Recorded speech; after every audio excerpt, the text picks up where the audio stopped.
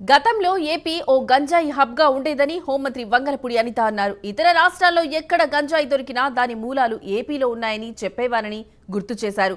అయితే గత ఏడాది కాలంగా తాము చేసే కృషి కారణంగా రాష్ట్రంలో గంజాయిని నియంత్రించగలిగామని తెలిపారు. ఈగల్ అనే పేరును సీఎం చంద్రబాబు స్వయంగా ప్రతిపాదించారని చెప్పారు. రాష్ట్ర ప్రభుత్వం ఈగల్ టీం కలిసి పనిచేసి మార్పును తీసుకొచ్చాయని తెలిపారు.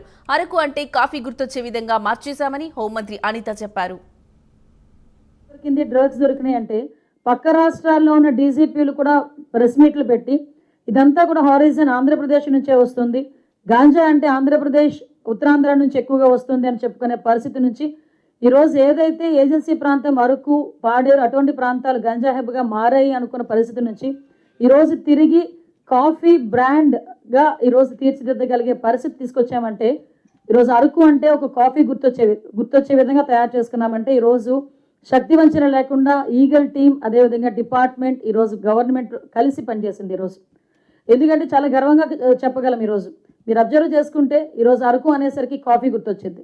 ఈరోజు పార్లమెంట్ లాంటి ఉన్నతమైన స్థానాల్లో కూడా అరకు కాఫీని ప్రమోట్ చేయటం, ప్రపంచంలోనే కూడా కొన్ని అవుట్లెట్స్లో అరకు కాఫీని ప్రమోట్ చేయటం అంటే ఒక ఇమేజ్ని డెవలప్ చేయాలి.